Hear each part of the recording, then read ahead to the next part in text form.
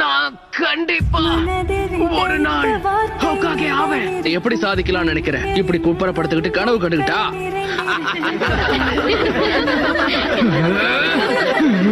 அது அந்த பையன் தானே கூட்டத்திலே தோத்து போன ஒரே ஆளு.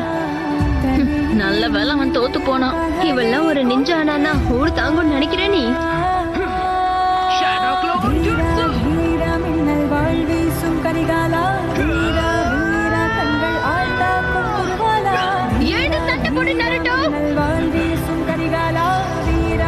என்ன மன்னிச்சிடு.